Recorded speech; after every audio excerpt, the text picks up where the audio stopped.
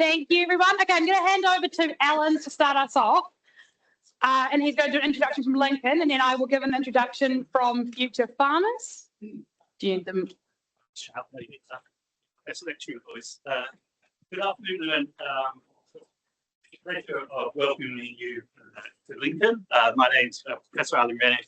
I'm a Professor of Agricultural Economics at the University. But my other role, which takes up a lot of my time, is I'm co-director of the Lincoln University Centres for Excellence in Transformative Agribusiness. Tim DeCody, who some of you may know, is my co-director, but he's not, unfortunately, not able to be here today. I just really want to take a few seconds. I do not hope to delay you from the main event. We're just really delighted. Future Farmers came to us with the idea of this event and asked if we wanted to be involved. And we leapt at the chance of being involved because it fitted really well with the aims of the Centre for Transformative Agribusiness, which is made up really of, it's an internally funded centre, which is made up of staff right across the university from commerce, from environment, and from the agricultural sciences. So we're really delighted to have the opportunity today.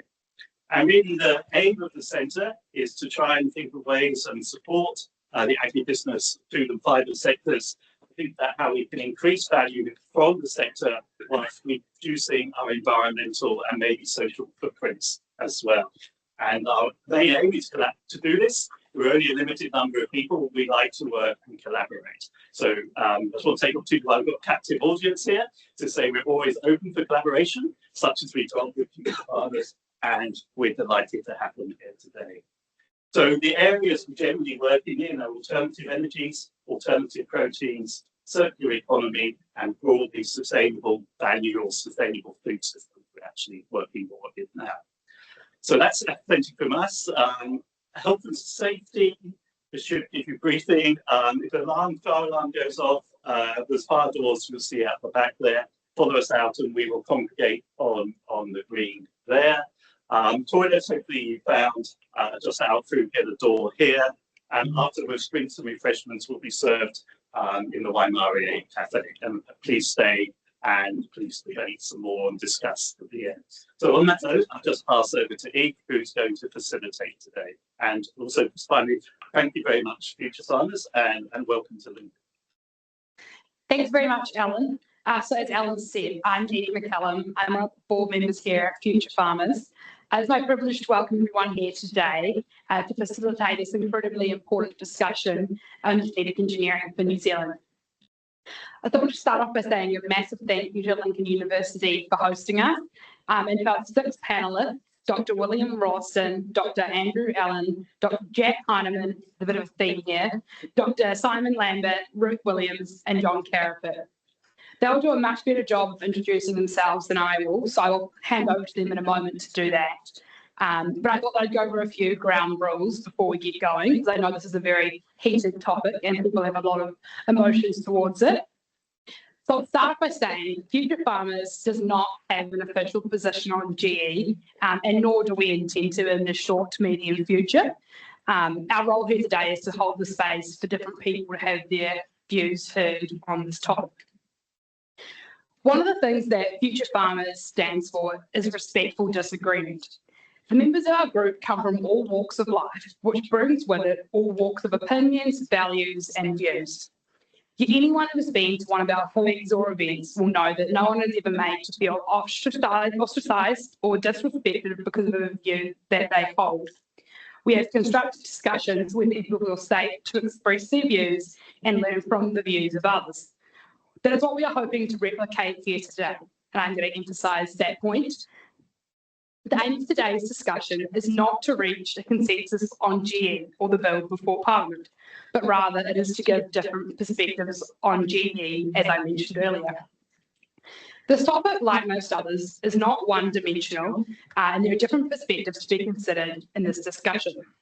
I will therefore ask our panellists and audience members to please be respectful of this, because while you may consider that your view is right or the most important, it is in fact just one of many to be considered.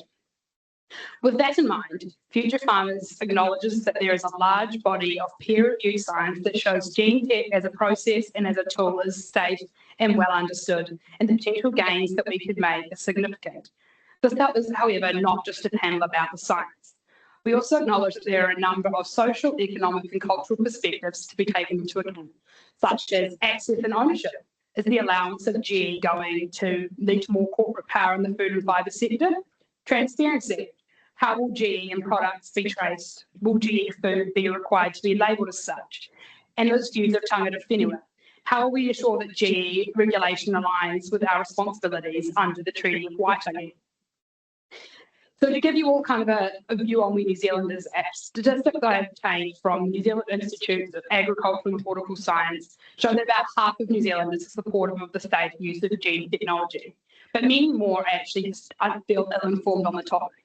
So what we're hoping to do here today is to help inform New Zealanders of the different views of GE so they can have a more informed opinion. So in terms of questions from the audience, we won't be taking questions directly from the audience, but if you do have a question, you can submit it at slido.com, and here is the code to use, and then I will ask them to the panel if we have time. The panel will be structured in two parts today. The first will be on what are we talking about, and the second will be looking more specifically at the bill and the road ahead from here. So how we'll begin is each panel member is going to have 2 minutes, and it will be strictly enforced, to introduce themselves and the perspective that they are bringing here today for the discussion.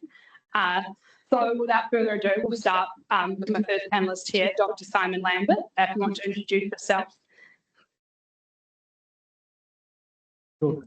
Kia ora koutou. Simon Lambert, Chief Scientist for Te Tere Whakamata, began as the Mine Biosecurity Network, active in a number of spaces here and overseas.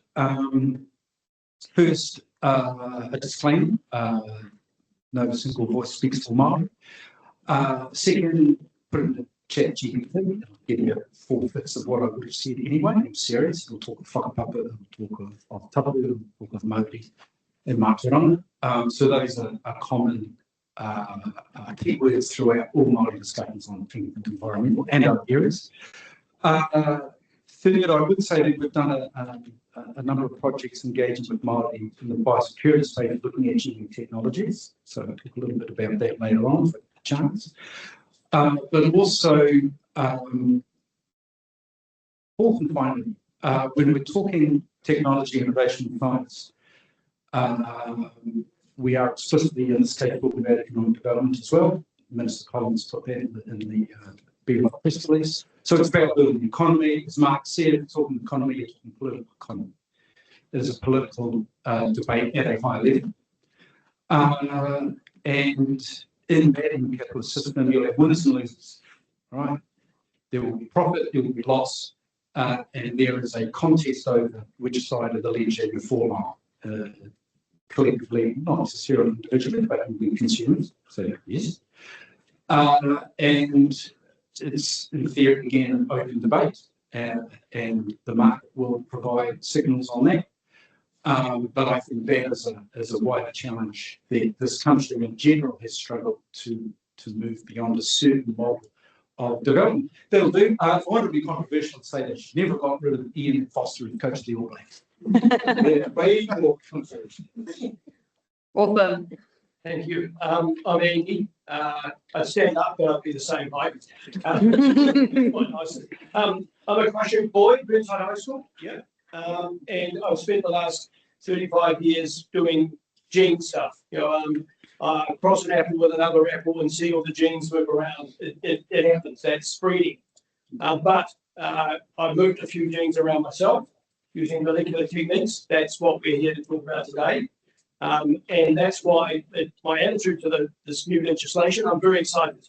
I think that we have to change the has no action.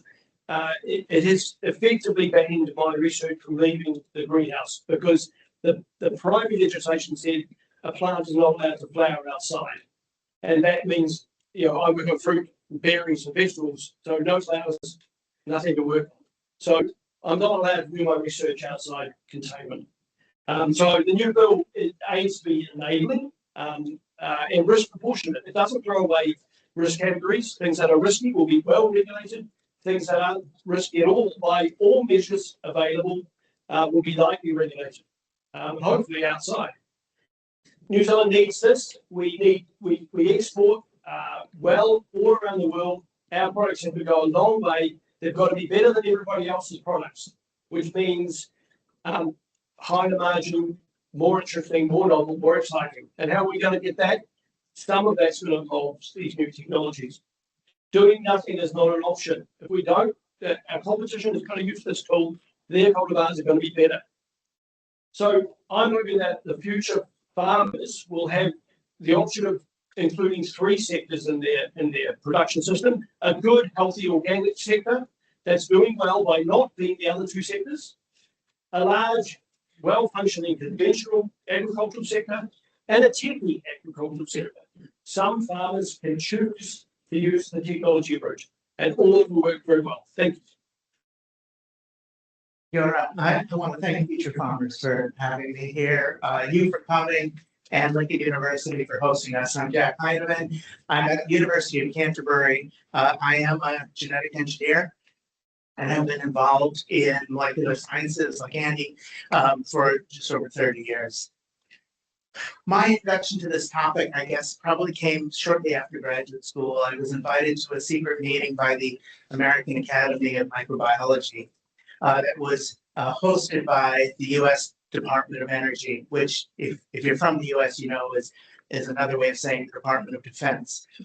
And at the time, they were dealing with this problem of having dumped a lot of chemicals and a lot of radioactive material in a lot of places on what were called these super sites. And not only had they done this and forgot to keep records, but they knew that they were reacting in the environment, creating ever new hazards out there that chemists couldn't keep up with. And they had convened this panel to see whether genetically engineered bacteria could solve the problem, could eat all these nasty things and turn them into, I guess, rose-smelling, wonderful freezes. And this was in 1992. People were already then looking for grand promises for genes to turn all these things that would defy the laws of physics. And we've heard this theme over and over again. My next real opening into this area was the Rogue mission here. And that's when I first became aware of the use of genetically modified organisms, not just the gene technology, but the organisms themselves in the environment. And that's when I began to retool myself more in the area of risk science than as a practitioner developing GMOs.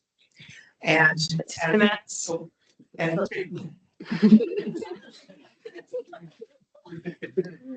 thank you. My name's William Robson, and I do want to thank Future Farmers for putting this event on in such an amazing building that this is, and a beautiful campus. Really been here for a couple of years, but it's just incredible. So my background is I trained as a medic and moved into biotechnology and farming, based on our family farm 100 miles south of here. I've been past president of the biotechnology industry organisation, Better at Farms and the World Farms Organisation, so I've got a pretty forward view around that. I'm not for or against genetic modification. Genetic modification is like fire. You can use it for good or you can use it for bad. And we've charted the way through to do that. What I do know is that more than 15 million farmers in 26 countries are planting over 200 million hectares of GM crops a year at the moment. And where GM is allowed, it's very popular with farmers. So my goal, I guess, is to allow farmers to have choice. The choice to be able to use this technology, the choice not to use this technology, and how we chart our way through that with this. And the current bill that's going through, helps us do that, starts to give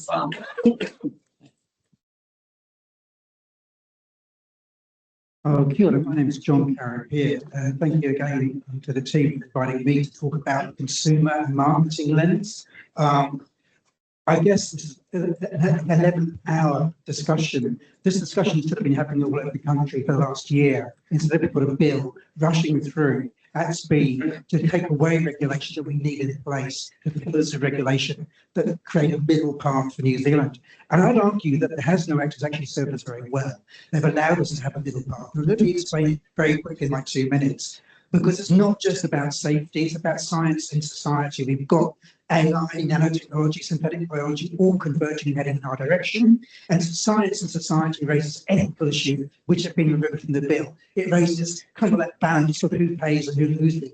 The whole idea of liability has been removed from the legislation. So when we come to the legislation, I'd like to hear a little bit more about those concerns. But before that, I think Eve's talking about the international situation. And I want to just touch on that from my point of view, from that marketing lens. And just to be clear, marketing and market research on this issue is as complex as the issue itself. You can mislead people to say, oh, I want that because you said it was going to be better for the world, better for the climate, but it may not be. And of course, at the same time as the promises of climate solutions, for example, from GE is going on, you've got actual solutions being ignored because there's a drive for GE, which is through intellectual property and patenting, whereas some of the solutions we need for climate change and other things in the world are actually open source. They can't be patented, like mixed forage that could produce methane now rather than biomass or something else. So in terms of the marketing lens, I'd say to the examples given about America, where are the things we're missing out on? America's actually missed out on exporting non-GMO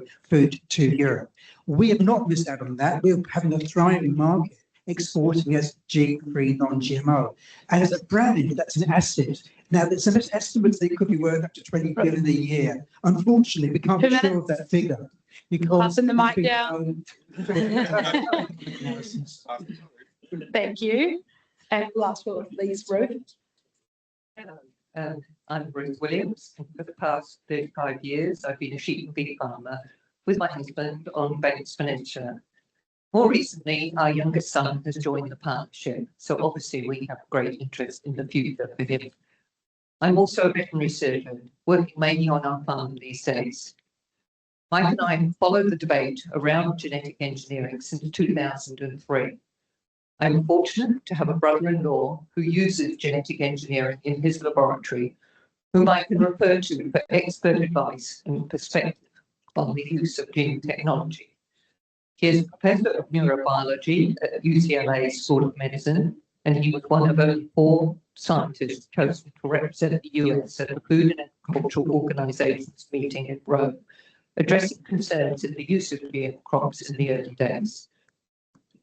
I am here to put the view from a farming perspective, as it is farmers who will carry the biggest risk with the use of GMOs in primary production, and it is farmers who will bear the cost of this technology. There has been minimal engagement with farmers and growers. No matter what farmer views on gene technology are, all farmers need a good understanding of what's at stake. Thank you, future farmers, for organising this event and the opportunity to assist broadening awareness of aspects of gene technology and the proposed bill. Thank you very much. So what we'll start off by doing is understanding the terms around genetic engineering, genetic technology, and genetic modification. We will have heard different terms used on this panel. So what I would like each person on the panel, we'll start back down from Ruth this time, to kind of explain how they understand the terms and what they mean. Because I think a lot of people don't really understand the difference between GM, GM, and gene tech. So I'm going to start by saying, what is a GMO? A GMO, or genetically modified organism, is a plant, animal, or microorganism that has had its DNA modified using genetic engineering. There are different approaches for making GMOs. They may involve the introduction of a gene from a foreign organism to produce a transgenic organism, or an organism's own genes may be altered by gene editing. All methods for making a GMO involve the delivery of foreign genetic material, such as DNA, RNA, and enzymes that make or fix breaks in DNA. There's a lot of semantics in regard to the definition of GMO, gene technology, and the production of the GMO. Whatever the definition is, it will come down to what our customers and consumers consider GM is. Thank you. I'll leave the experts to talk about the nuances of the scientific debate, but I can be absolutely clear about one fact, that the consumer sees gene editing and a myriad of new breeding techniques as genetic modification, and it falls into the category where they want choice. They want it to be revealed in labelling. They want it to be tested case by case, even if it's assumed safe by industry. The consumer is coming from a different space. And so I'm urging you to be recognising of this need. There needs to be a right to choose for farmers and consumers. It can't be based on automatic acceptance of contamination. And as I say, the process matters to people. It's no good saying, oh, look, this process is just like nature, because they're not buying it. When it's explained to them, they see natural, traditional breeding as one thing and molecular breeding as another. And they want it revealed and they want the choice.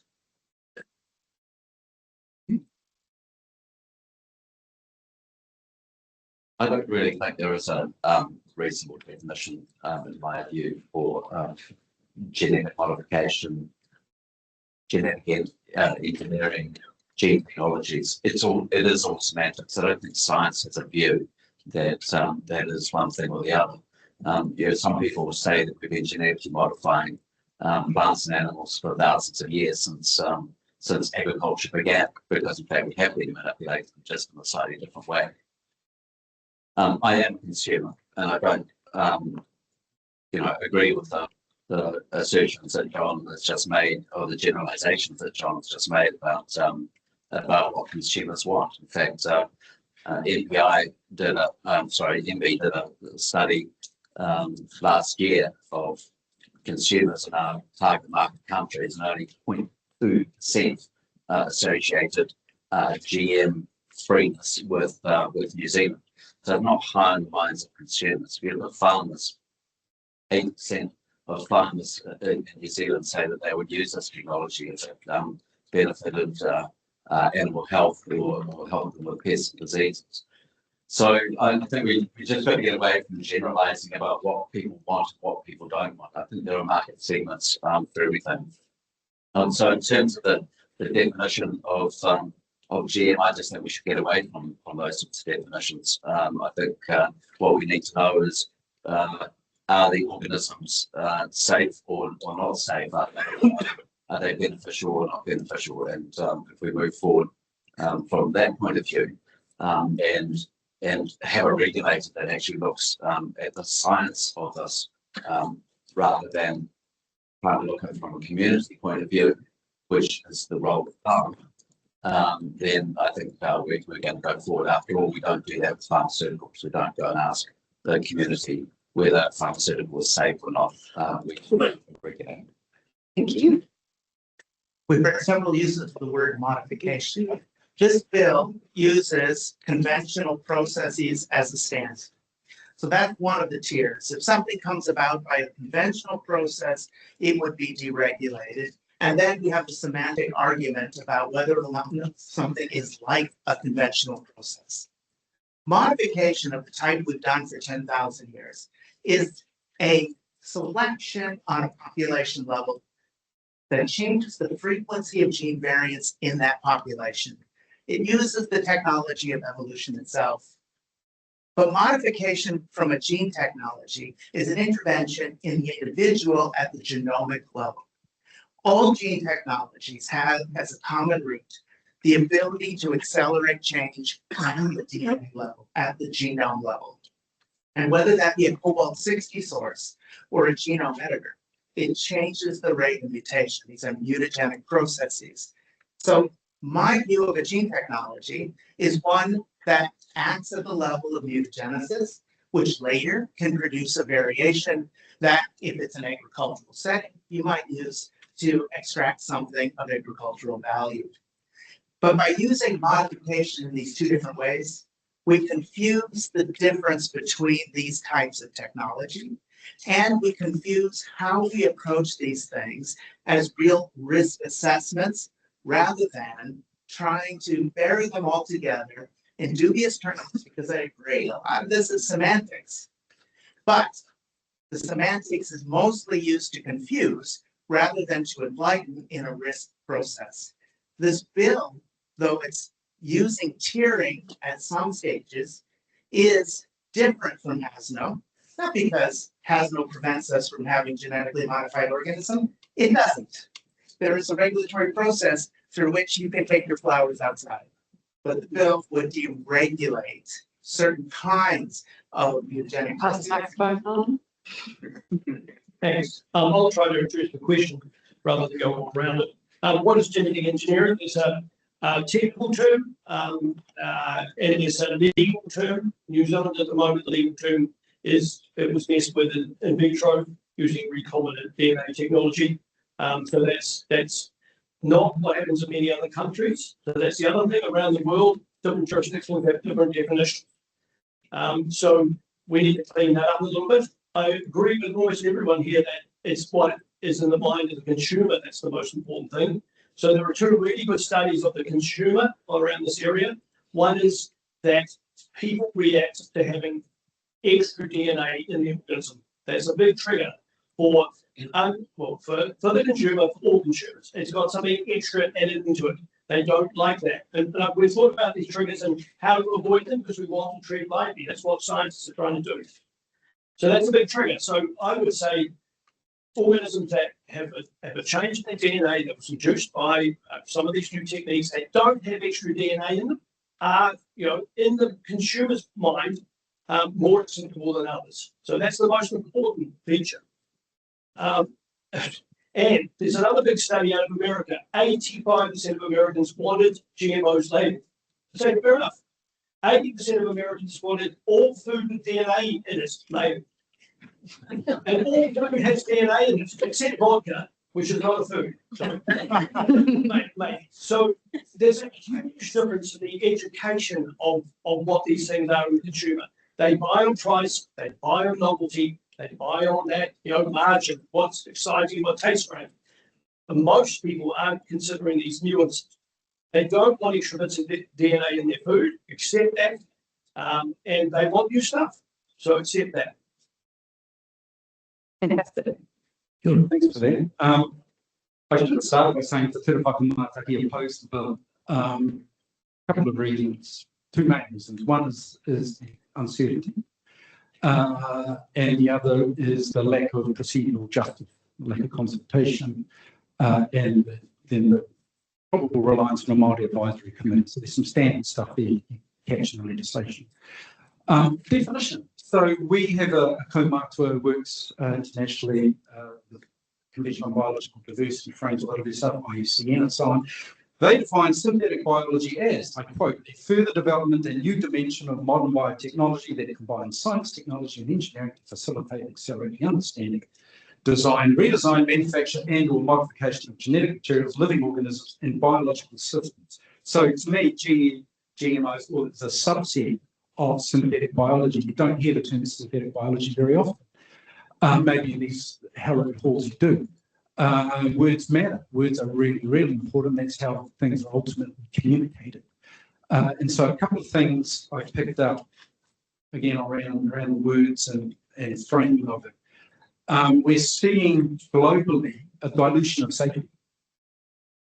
Right? It happens through legislation. It happens through the market. It happens through all sorts of things that we take for granted. Right? So, and climate change is another frame of this dilution of safety. So the people we were surveying, Māori kaitiaki and community leaders, community members, generally engaged in biosecurity, the uncertainty, the fact that they felt uninformed about this, so barriers go up straight away, but 44% of the people who responded to us, Māori responded, were pro or accepting of genetic technologies in biosecurity, particularly where tongal species are at great risk, which is they are. 55% Pākehā thought that. So a bit of a difference there, but not that great difference. It's 2 minutes. Broadly supportive but a lack of due process. Awesome. So I think what would be interesting next to sort of head a discussion, we had quite a bit of discussion on the consumer. So I guess what is the potential for GE? What can it do for the consumer? But then also, I guess, on the flip side of that, for people that are uncomfortable with it, what are the risks? So I think laying all the cards on the table. Yeah, and you can answer both parts or one part, depending on, I guess, where you sit on it or your understanding of it. I've still got the mic. I said everything because I thought it was the end. The Māori biosecurity, the Māori primary sector, export focused, is the predominant form of the so-called Māori economy. We can unpack that forever, but we are absolutely reliant on introduced and indigenous species economically, culturally, and socially. So again, my point earlier, the lack of procedural justice in not just this bill, across government is isolating, marginalising, and disenfranchising Māori as Indigenous people in this country. So we have a constitutional relationship, and it ain't going away. Regarding public and consumer and all that, there's different ways. Again, we actually have different terms or different framings of very, very simple terms. But I was reminded of an old British mod song by the Jam. So you should know the Jam. The public wants what the public gets, right? I have no great feeling of empowerment as a consumer in this economy, not just because I'm broke, but because it's really hard to buy what I want to buy.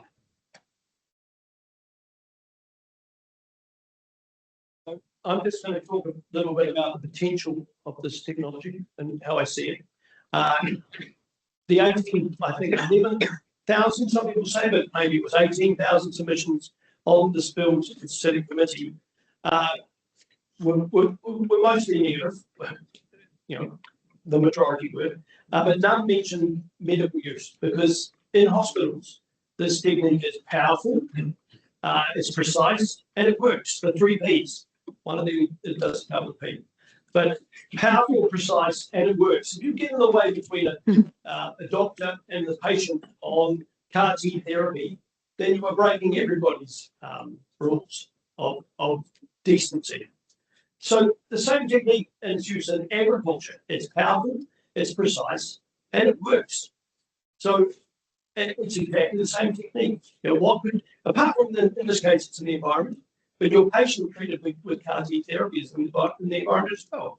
So we need to think about its potential on a case-by-case basis, and the new regulations consider that case-by-case basis. I guess what I would say is that gene technology doesn't have to explain itself. It has been for 40 years a massive contributor to our understanding of how life works.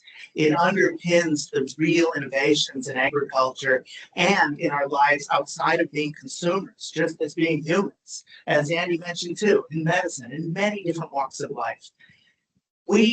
The big trait changes in plants over the last 40 years have come from conventional breeding, and conventional breeding augmented by the use of gene technology. A tiny proportion of gene technology is used to make GMOs. And among those GMOs, a tiny proportion of the species that have been modified are released into the environment. But that's what we all seem to be talking about, that tiny proportion of this science. So first, my point is gene technology makes massive contributions. Its contributions in the form of genetically modified organisms released into the environment, that is far less obvious. There are indications that it does good sometimes, and indications that it doesn't most often. We don't have drought or stress-tolerant plants because of gene technology, despite it being available in many jurisdictions that are referred to here for many, many years, including gene editing. So yes, I'm a proponent of gene technology, but this bill would cut out from consideration whether or not something we could make at unnatural scales and paces should be released into the environment at all, based on a standard that, by the way, the United States has just rejected. The United States in 2020 liberalized its control on gene editing on the same basis that it was like conventional breeding. December 2024, it reversed that on U.S. National Academy's advice that it's not scientifically justified. If I can just pick up that point from Jack, the US hasn't reversed policy on GM. The APHIS, who regulates GM plants, lost a court case, and it wasn't exactly on advice from the National Academy of Sciences. The National Academy of Sciences wrote in 2002, which Jack is alluding to, that is different from the National Academy of Sciences saying you must reverse your policy. But Ruth asked a question, Eve asked a question about consumers. And, you know, there are different consumers who want different things. And there's absolutely no doubt that GE-free products can, not always, but can command a premium. And farmers have to weigh up, who have the choice, have to weigh up whether that premium is worth it or not. Some can say it is worth it. Some can say that it's not. But it's also true that genetically modified products also can command a premium. So if you look at the Impossible Burger, which sold for a premium of up to 50%, because people saw that it had a reduced environmental footprint. You see eggplant in Bangladesh selling, GM eggplant in Bangladesh selling for a higher fee for about 30% because it doesn't have to have so many sprays. So I don't think this is a binary argument about, you know, G is good and not G is not good. It's about how we, you know, what we use it for and what benefit it's going to be. If we're in a world, and I think we are, we care about our environmental footprint, and we can use it as a tool. It's not a golden bullet. We can use it as a tool. Then the consumers may well say, well, that's worth paying for. And in my view, that's the market working, and that's what we should do. I agree with Dr. Evan and William in a way. The GE products are commanding a discount. In America, most of the GE crops end up as ethanol or animal feed or highly processed foods. And I think one of the reasons why the consumer in America has supported the non-GMO project, which Aotearoa and Lewis Road use on their labelling to export to the American consumers, is they want non-GMO. Because as I said earlier, the process is important. And you might think, oh, stupid consumers, 80% of stupid consumers, by the way, it's not a small number. Stupid consumers caring about things like food trends, wanting more natural food rather than technologized food, caring about animal welfare or fair trade or free range or kosher or halal. None of those things make a big difference to the actual product.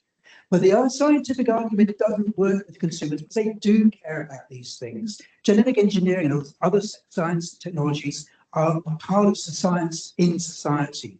And so the choice of a majority of people, it seems, is to at least want to know if a product has been gene edited.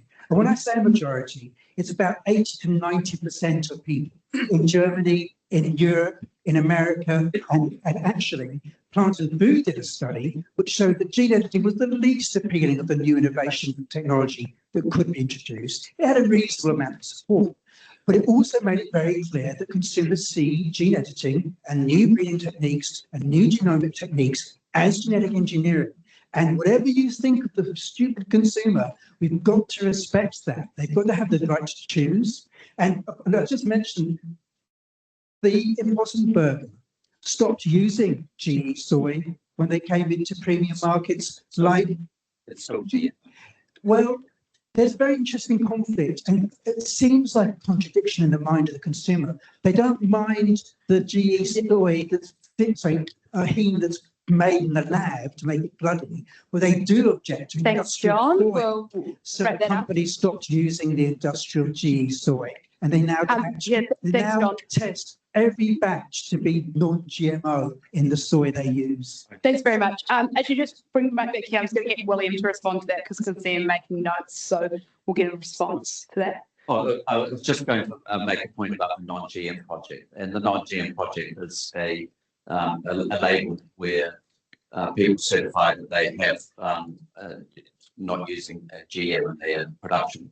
And the last time I looked, that had grown massively in the United States, more than $18 billion. When I worked that out in terms of the food market in the US, it was 0.3% of the food market. So there's another 99.7% of the food market who don't actually push for GM. I absolutely agree that non-GM should be available.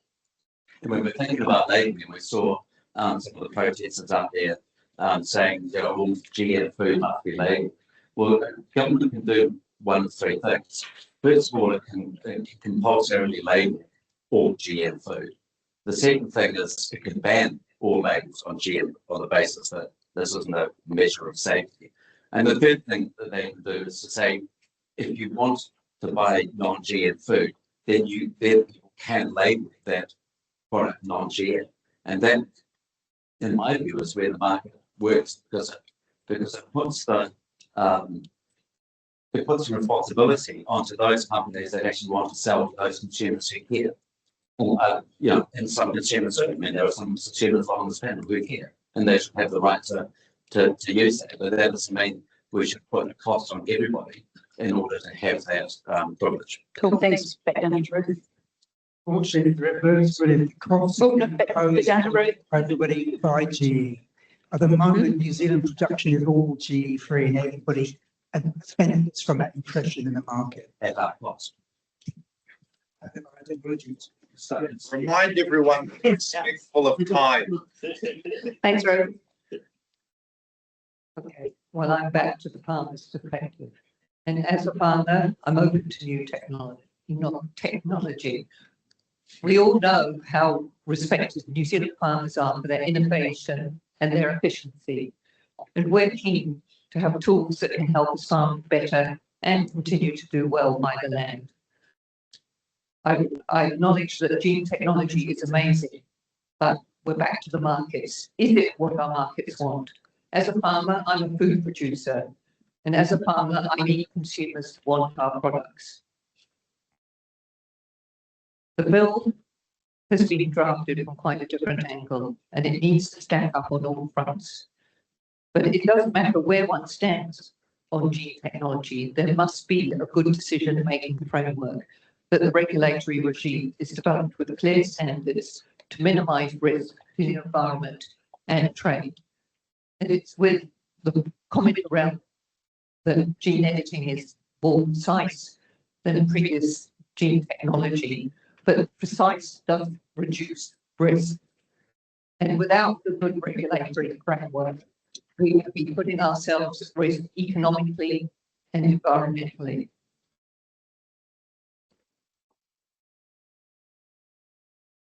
The market reaction for GM foods is easy for farmers and growers. Over the past 25 years, market resistance has been stable in many of New Zealand's key markets. And while it varies by country, the general picture is high-value consumers wanting GMOs labelled, and majorities are against any GMOs in food, even if it allows farmers to produce more or would keep the prices down. Food companies and retailers have become proactive and exclude GMO ingredients to avoid risk. That's 2 minutes. To avoid risk and GMO labelling on products they sell. Many countries are not growing GMOs for the same or similar reasons to New Zealand. So now what I want to do is move the conversation slightly onto the bill, as everyone's kind of touched on it so far. But I thought we'd start off with Andy on this because I know Andy was involved in actually writing the bill.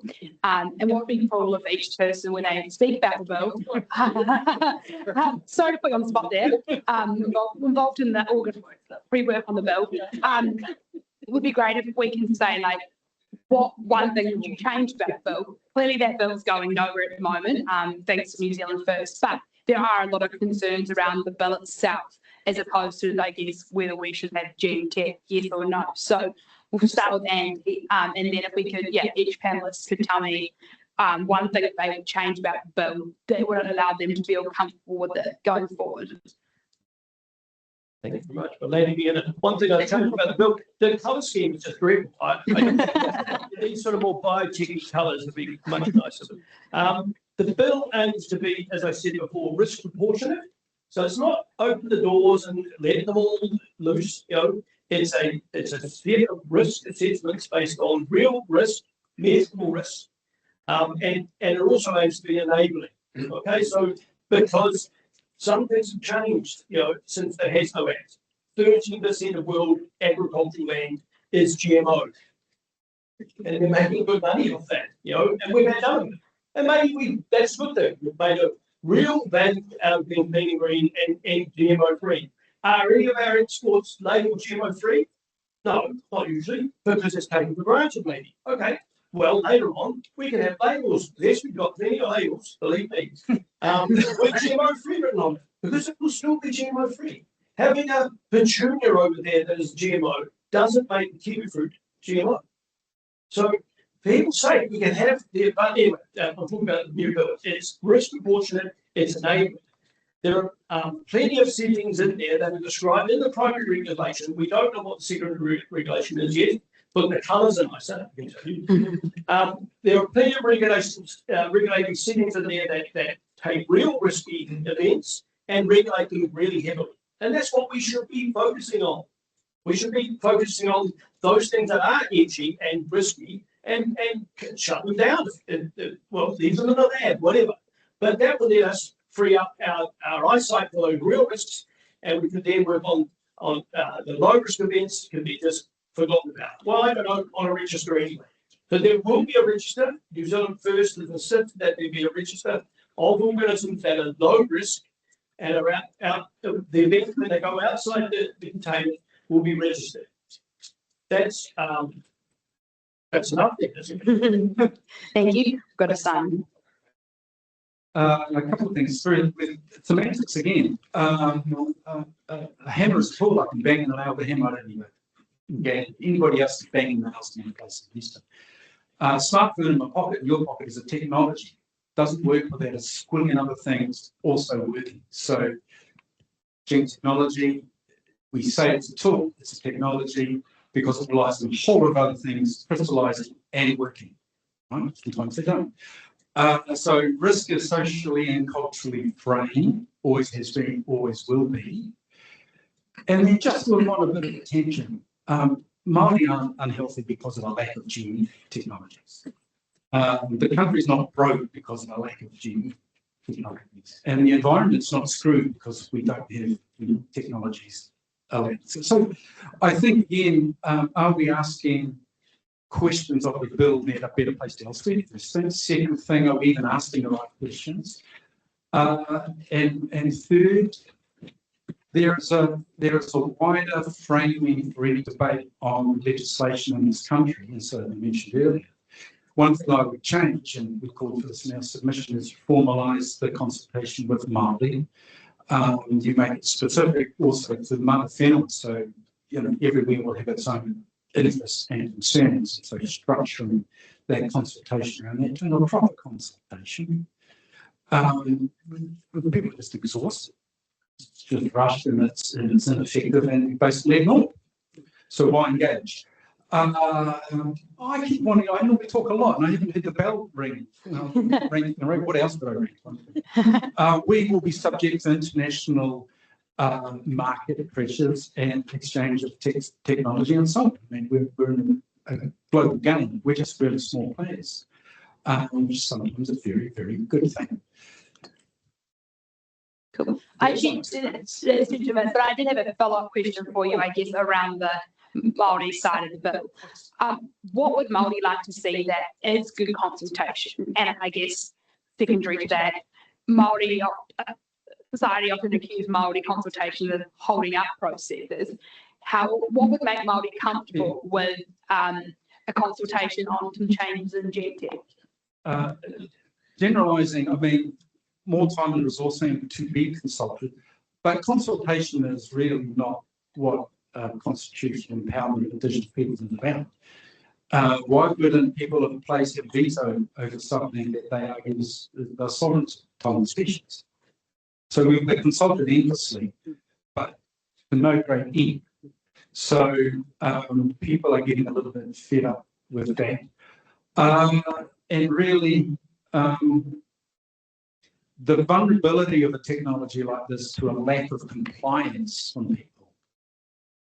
And what do I mean by compliance? I mean, we assume that people will obey the laws.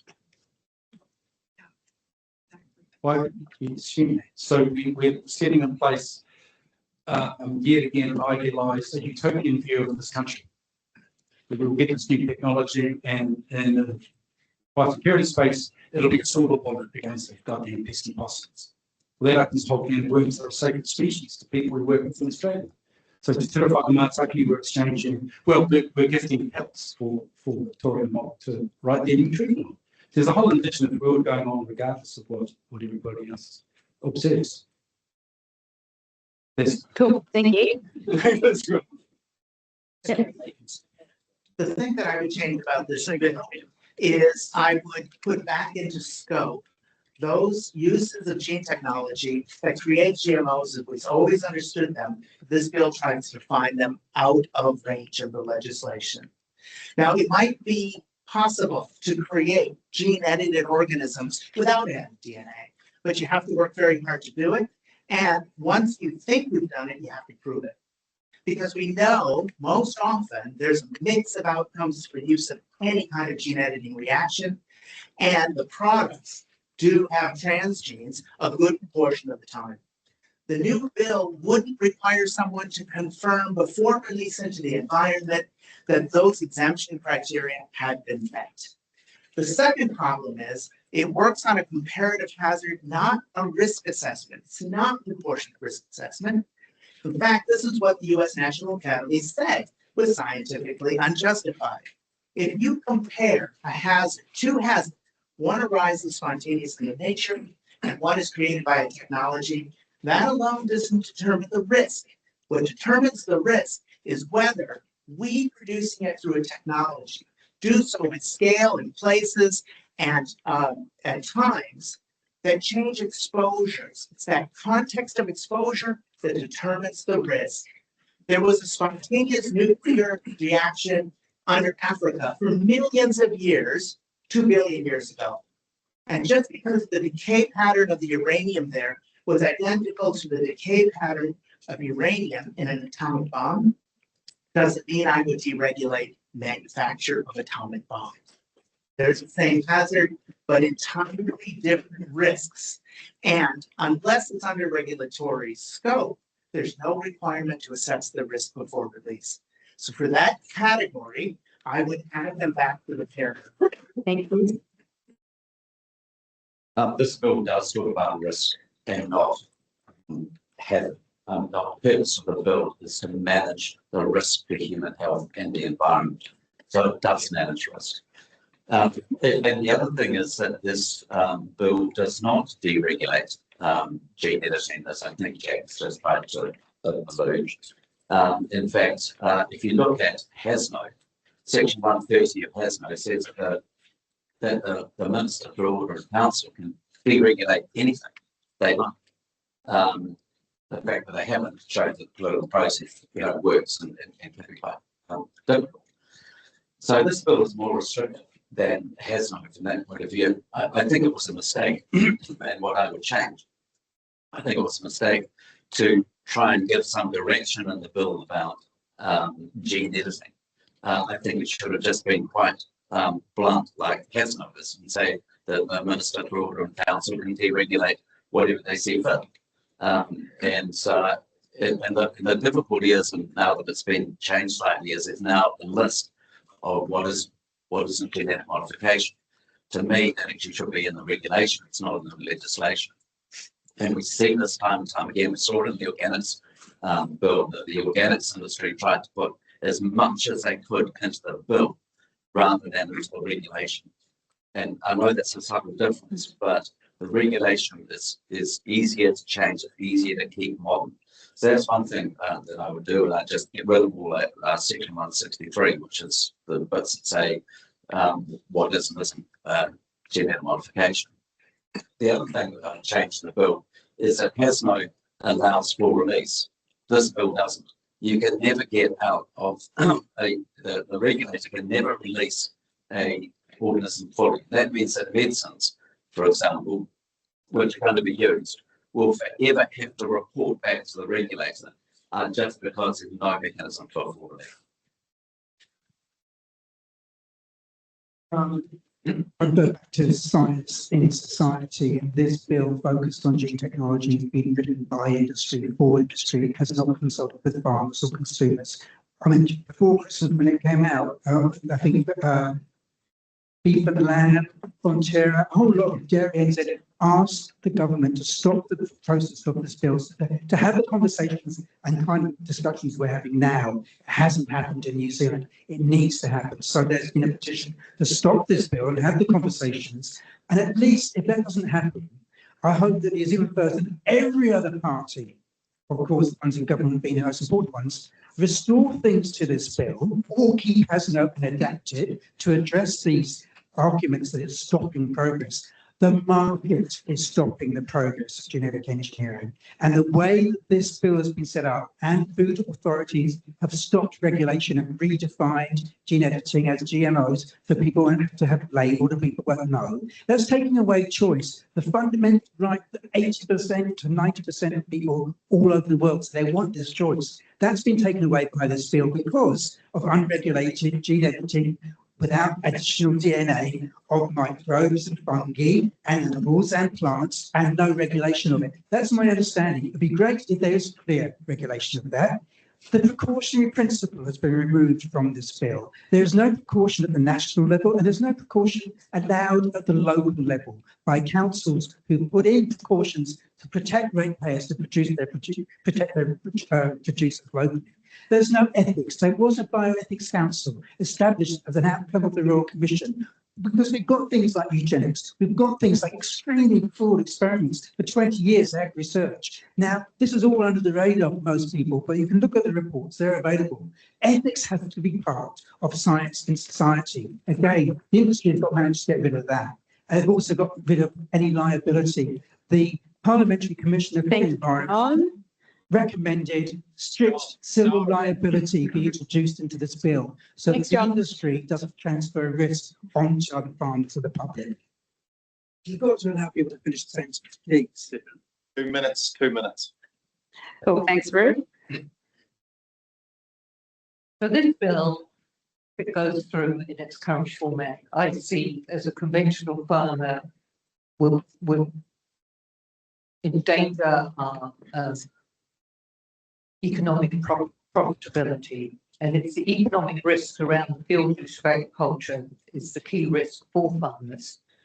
Impact, the ministry with the most experience in the international marketplace, doesn't support removing the assessment of trade market risk. They put in the regulatory impact statement their concerns that risks, particularly in the agricultural sector, will arise due to the complex assurance processes for gene technology in key export markets and the unpredictable nature of the international trading environment where gene technology has historically been controversial. To mitigate these risks, exports impact considers the impact on New Zealand's trade and market access an important decision-making factor for the regulator. Quite simply put, if an activity doesn't deliver a net economic gain, why would you go ahead with it? If the cost of a field trial for farmers were higher than the overall benefits, why would you proceed? If you were to go ahead, why would you not look at how to defray these costs? We cannot have it just led by technology alone. Another aspect that really needs to be addressed within the bill is the traceability of GMOs. We need these to manage the economic risks of an improved field use of GMOs and to report products due to any health or environmental risks that might be identified post-approval. It's a fundamental capability that the regime should provide for primary production. And at this point in time, the bill puts farmers in a very vulnerable position and a high-risk position economically. Something I just want to ask both Ruth and John is there are surveys out from Beef and Lamb and Federated Farmers showing I think 75 to 80% of farmers actually support GE and are pro-GE.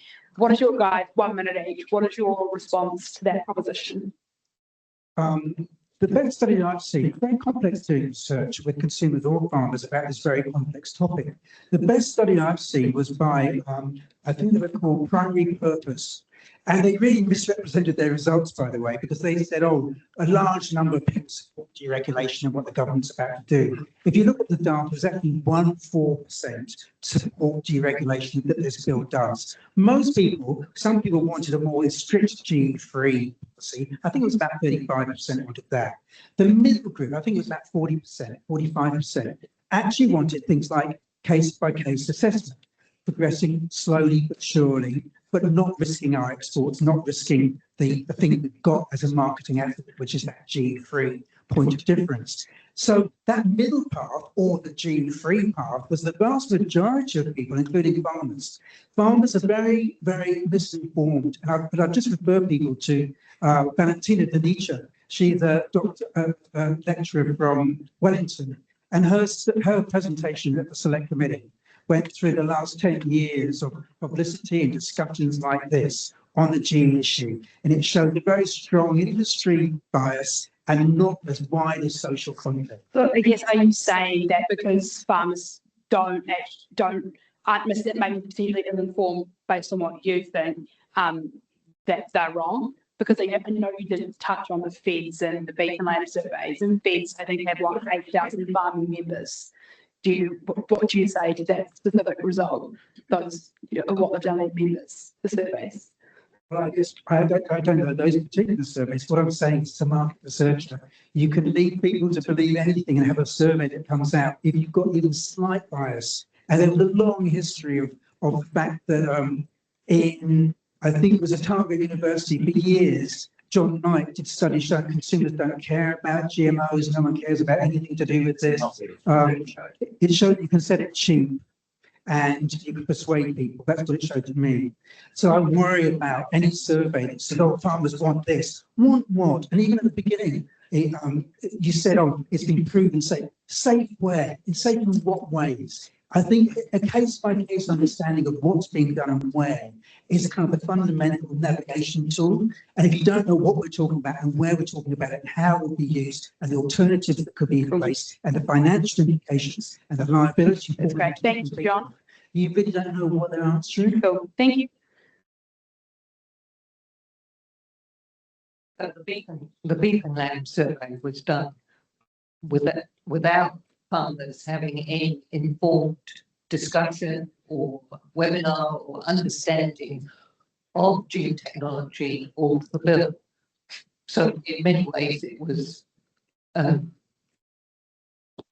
would say, useless survey, because it's like saying, would you like sweets, if you're hungry. The other thing I would say is Beef and Lamb had a program called Taste Pure Nature, and they did quite a bit of research overseas of markets, what they were wanting, and it showed just an exponential desire for food that was perfect for New Zealand conditions, that's non-GMO, antibiotic-free, hormone-free, perfect for supplying the premium markets. And that is only ever going to be an increasing market for us. Thank you. Get William to respond to that.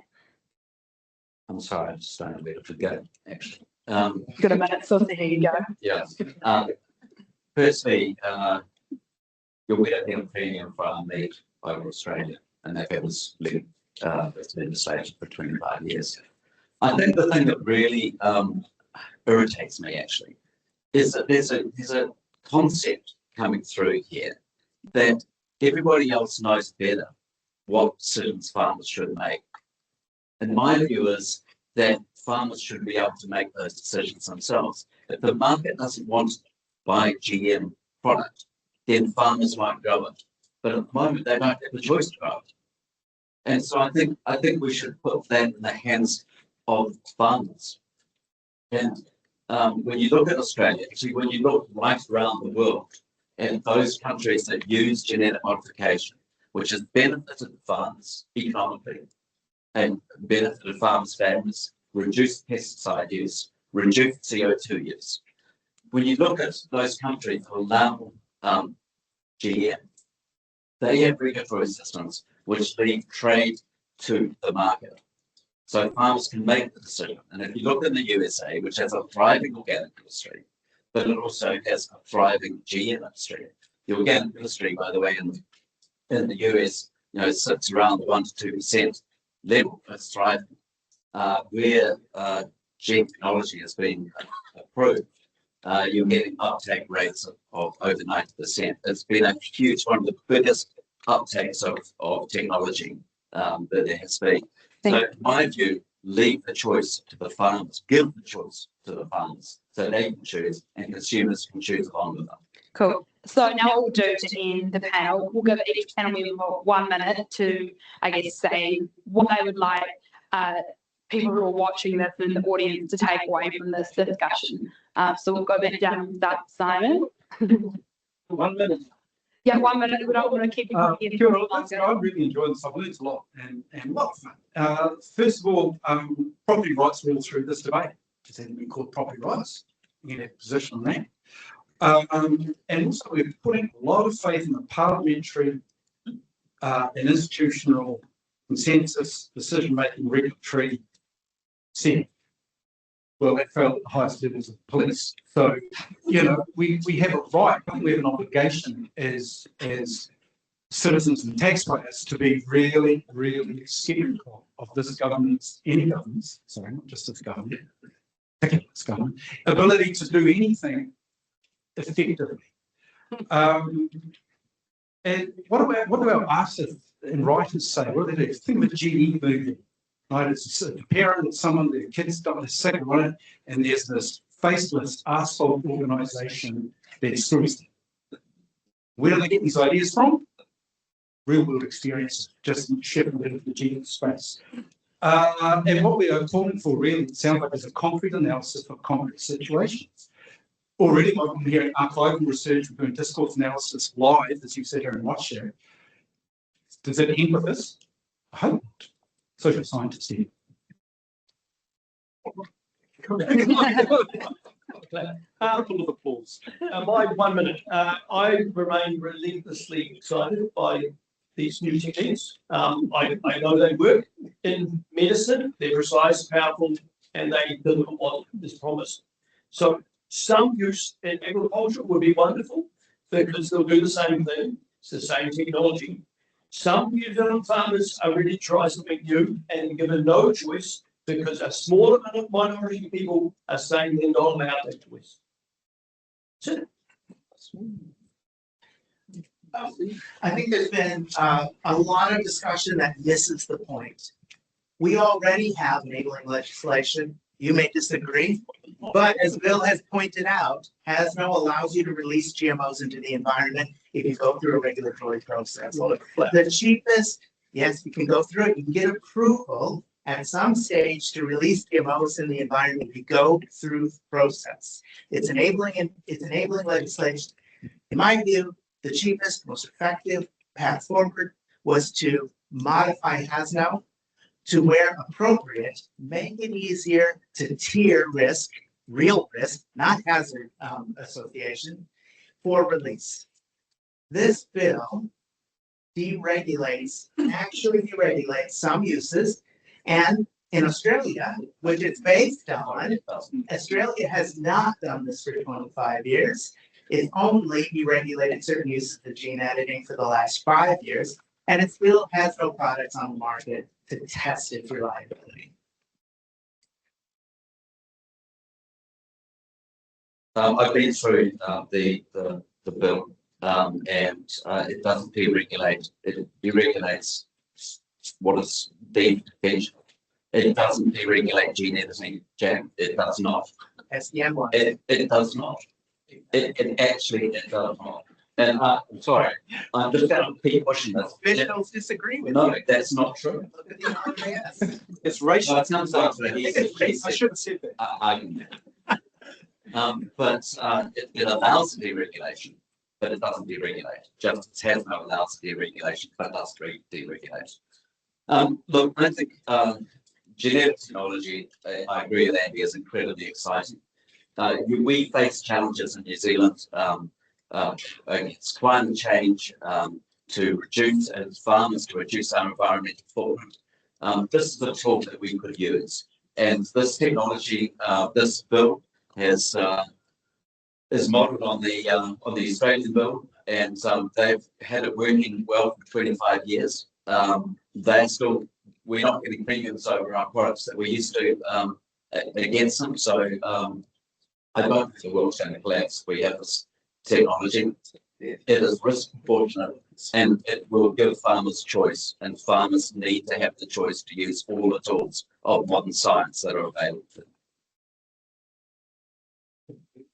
Absolutely, there's a role for science in society, and no one's saying it isn't. But the fact is that the consumer has blocked the market growth of GMOs in New Zealand. You can import them now. Apparently, you could buy have a release under HASNO. I think HASNO has been the middle path that we're seeking. We do have G insulin in the hospitals to treat diabetes. We do have research marker-assisted breeding that doesn't actually modify but works with the grain of nature. Your researcher in the university did wonderful work with a naturally occurring fungi, very different from the soil fungi, very different from manipulating as they are in America and creating products of artificial new soil fungi and products. So I'd say stop this process, stop this bill, keep as to amend it to suit the guys, but engage and talk and keep engagement with the public. There's been no economic assessment, as Jane said, of this bill. And I do agree with Jane that the market and the farmers need to talk.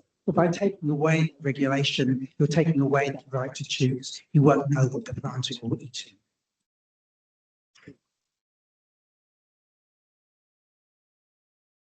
As part of the largest group of farmers in New Zealand, conventional farmers, our choice will be taken away if there is a good decision-making framework.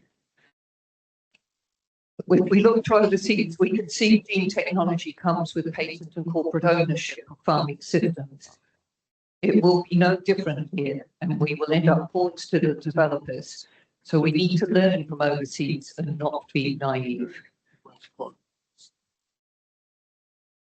Currently, New Zealand is in an enviable and unique position as an exporting nation. We must listen to our customers who trust, value, and are prepared to pay a premium for this problem.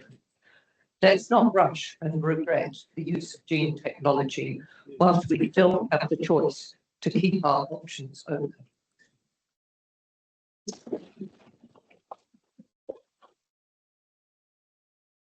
Cool, thank you very much. So what we're going to do is we will wrap the panel up here. Everyone, I think, well, hopefully most of you will hang around afterwards. I understand there's going to be some food and drinks out here. So please come up and ask any of the panelists any questions. But I do want to remind you, please, to be respectful when asking questions.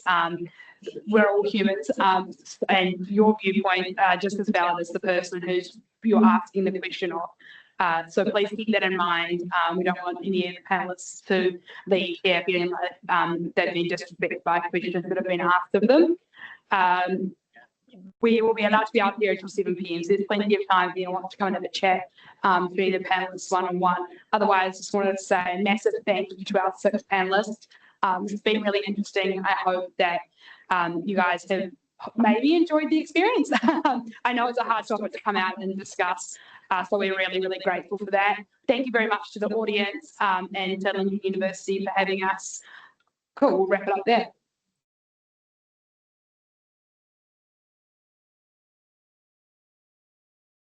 On Slido, what are you going to do with I that? asked a couple as we went, but we'll just you ask everyone afterwards instead, rather than having keeping me here for much longer because we've been going for an hour.